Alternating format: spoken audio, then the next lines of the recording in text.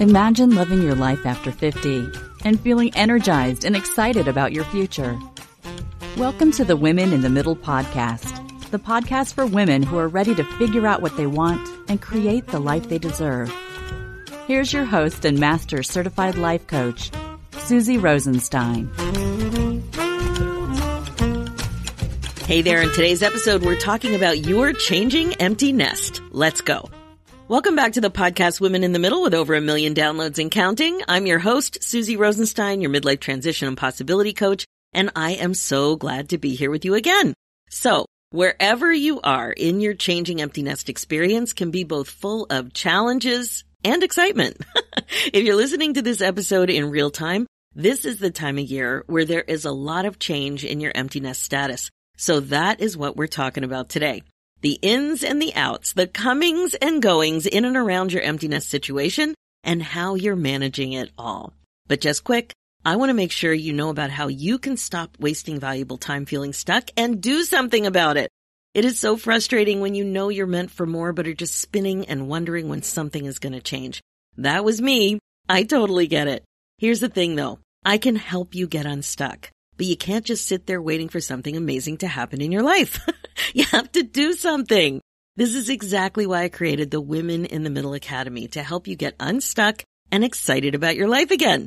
When we work together in the Academy, you will learn how to create a roadmap to a meaningful, regret-free next chapter, and you will have fun doing it. So if you're ready to change your life and learn the skills to unstick yourself with some masterful coaching, a top-notch curriculum, an infusion of creativity, and a warm, fun, and awesome community of like-minded women, let's talk about it.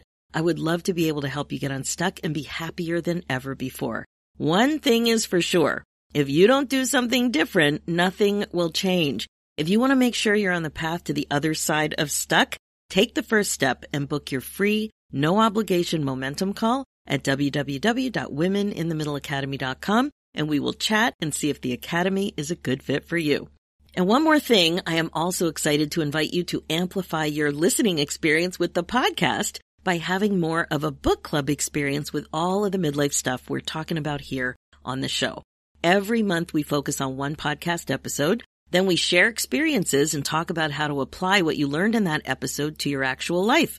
You get a workbook too to make it all super easy to apply. This is perfect for you when you're craving connecting with more women in the middle and you want to hang out with me. Sometimes you even get to meet one of the podcast guests. It's super affordable and fun, and you can quit anytime you want to, so it's not a big scary commitment.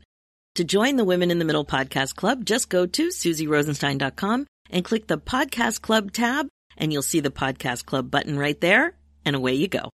Okay, now here we go. Today's episode is all about your changing empty nest, and as I said, the ins and outs, the comings and goings in and around your empty nest situation, and how you're managing it all. Now, there are lots of different stages of the whole empty nest thing. First, you anticipate the flight. The first little chickadee takes off for the first time. Oh, so cute, so scary. If there are siblings, there are additional flights, and the whole effect of the sibling dynamic when things start to shift. Then, maybe they come home for the summer to work. Maybe not. Or maybe they've graduated and then they come home. Maybe begrudgingly because they don't have a job or have a job lined up and they're broke and they need to live at home to save some money. Any which way you slice it, maybe even another variation on this theme, there is a big adjustment. And I think there are 3 main adjustments that take place, 3 big ones, and then decisions about how you want to show up intentionally. There's the physical adjustment, an emotional adjustment, and a parenting adjustment. So let's take a few minutes and talk about what is going on.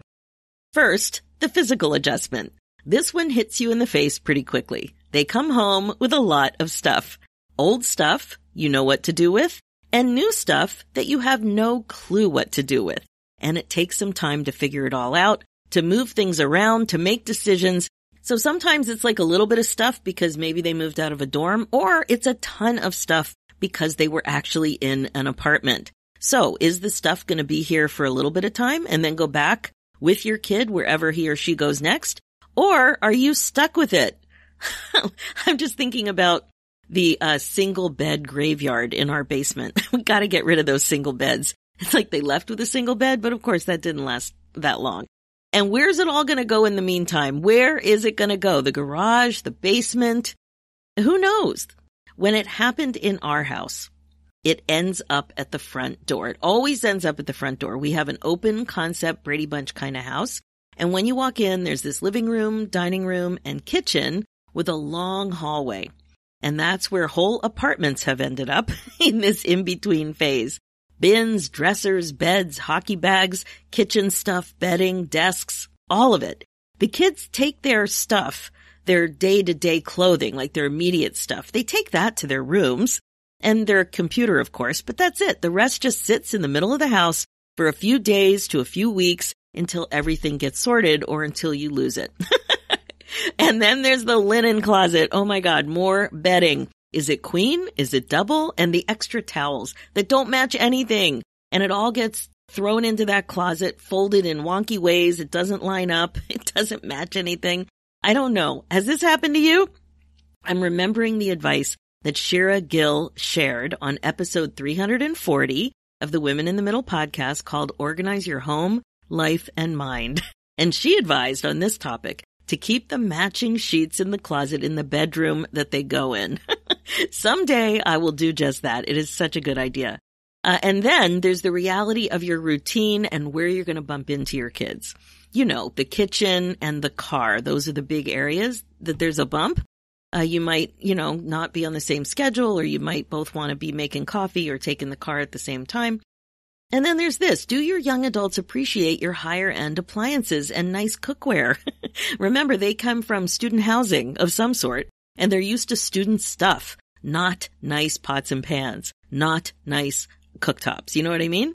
Do they clean? Do they clean up to your expectation? And I'm not even talking about you being fussy. Do they put their stuff away? Do they vacuum? Do they do basic stuff? Do they wipe a counter? What about the car situation? Do they have expectations? Have you thought things through? We'll touch on this a bit more in a few minutes, but the car can be a major thing that needs to be discussed. I think you get what I mean. The more you're aware of what you want, my friend, the better. You don't have to wing it. You can think about what you want. And this is just one giant topic. We're going to go through a couple more. And you probably have some ideas of things that you need to think about that aren't even, I'm not even talking about in this podcast. But the point is, you don't have to wing it. First, think about what you really want regarding whatever physical areas of your home or issues that are personal to you. Then, think about how you want to communicate that as a parent of young adults. Will you have some rules? Are some things open for negotiation? Being intentional about so many things in midlife is a very good thing, and this is one of those things. Now, the emotional adjustment. Okay, now let's talk about this emotional stuff that's going on. Let's start with your kid. My guess is that your kid isn't that crazy about being under your roof again. They might be happy to be home for lots of reasons, including maybe even being with you. It could be, right? I know you're amazing. Your relationship may be just fine, but fine or not, it's a big adjustment, and all emotions may take a hit. Your kid likely isn't crazy about a loss of independence, and your kid may still be on the so-called payroll. But when they live away, they may feel independent even when they aren't technically. You know what I mean? Because, I don't know, I learned when I grew up that when you can really support yourself 100%, that's when you're independent. On their end, they may also be pretty stressed out about their next steps. It is a huge time of transition for them too. And similarly, they may not be happy about the new lack of privacy. They won't have the same privacy now that they're living at home. You know, when you're all in the same house, you can hear conversations. You know what time they're coming and going, even if you don't know where they're going. But you might want to ask. So all these things come up. So even if you're not hovering and asking a million questions, there's still lack of privacy. By the way, you might be feeling the same. Plenty of clients and friends of mine have recently talked about this. You may miss your kids terribly. You may love having them around. You may like having their friends around too. And you may also like not having them around or living in your house. Say no more, say no more. They might be loud. They might stay out late. They may not wipe counters. That's always a thing in my house. Nobody seems to wipe counters around here. They may use the car but not refill the gas. New routines and considerations will likely be necessary for all of you. Again, what is it for you and what do you want? You can want them home and not want other things. You can be happy about spending time together and not as calm about other things. You can love knowing they're sleeping just a few doors away and not love knowing that you don't have the privacy you got used to having. You can love having their friends around again, but not love the noise. So once again, it's best to be intentional. How do you want to feel knowing that these situations and more will come up? You will have to think about how you want to show up and what you want to actually think about all of this, because that will directly lead to how you're feeling about all of this. If you want to be calm, you may have to tweak the way you're thinking. If you want to be grateful, you may have to tweak the way you're thinking. If you want to be accommodating, you may have to tweak the way you're thinking. If you want to be patient, you may have to tweak the way you're thinking. And if you want to be happy, you may have to work on that too. So I think you're getting the point. Now let's talk about the third adjustment, parenting young adults. We've touched on this a little bit in the other two adjustments, but this adjustment, you got to really think about it. When they originally left the nest, they were a fresh young adult, probably still a teenager. Put young adult in quotes. If they've just graduated, they have more experience being a human out there in the world, but they are still young and don't have that much real-world experience overall. This means that you may have lots of opinions and wisdom to share. You've got tons of experience. With me, one of my sons always says, "Mom, I wasn't asking for your opinion." To which I respond, "I know, honey, but I have so much wisdom that I want to share. I'm going to share it, and I have no expectation that you have to do it. How's that? I don't want to have regrets that I didn't share something important with you." That's what I've come to. Now, that's an example of parenting adjustment.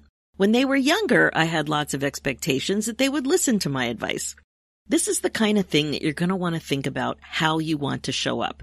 What I'm doing might not fit with you at all, and that's fine. You know, it's a fine line between you letting them make mistakes and saying something. Do you want to just let them do whatever and make a mistake and hopefully learn from it? Or do you feel that you really want to say something? It's a choice.